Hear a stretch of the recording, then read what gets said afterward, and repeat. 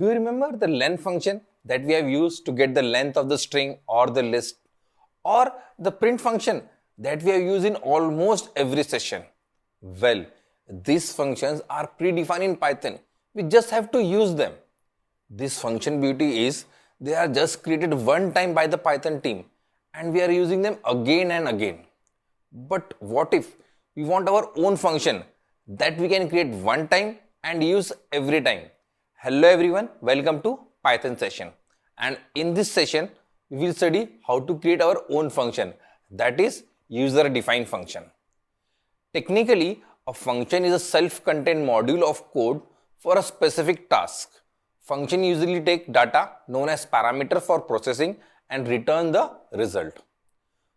Once a programmer writes a function, it can be used again and again. We call or invoke the function inside the main program or in another function.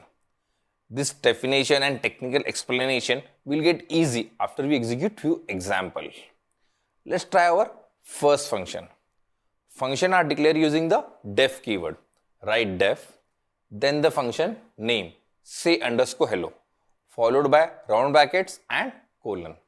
Now inside the indent of this function, we will write the body of the function. I mean the work function will do. Inside the indent of this function, write print hello. Well, our function is ready, but it will not run on its own.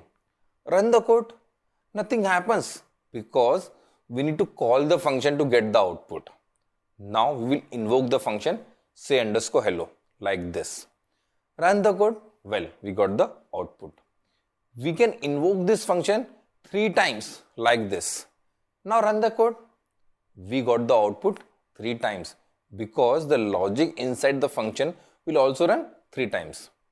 However, we have declared the function just once. Now suppose you want to say hello to Tom, Jerry and Dinesh. I mean messages like hello Tom, hello Dinesh or hello Jerry. How to handle this with function?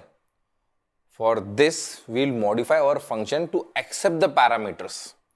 In the bracket, pass the parameter nm. And in the print statement, inside the say hello function, we will also add the nm like this. If you run this code, you will get an error because you have called this function without passing an parameter. So the rule is, if you define the parameter while declaring the function, it is essential to pass the parameter while calling the function. Now, while calling the say hello function, pass the parameter Tom, then Jerry and Dinesh. Now run the code. Well, we got the expected output. We have used the say hello example to explain the declaration. Now we will write a useful function. Suppose you want to find the area of rectangle several times in a program. So it's better to write a function for that and use it again and again. Declare a function area underscore rect with a def keyword like this. Then pass the parameter length and breadth like this, followed by brackets and then a colon. Look, here we are passing 2 parameters.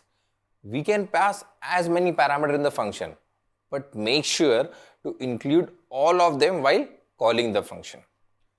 Inside the indent of function, write a logic to calculate the area of rectangle. That is area equal to length into breadth. Then print the variable area using the print statement. Well, our function is ready. Let's accept the input in variable L and B and convert them to float like this. Now call the function area underscore rect and pass the parameter L and B. Run the code, enter the input 3 and 4. Well, we got the correct output. But there is a small problem with this function. We cannot use the value area for further processing. For that, function should return the value instead of just printing it like in this program. We will study how a function can return a value in the next session. Thanks for your time.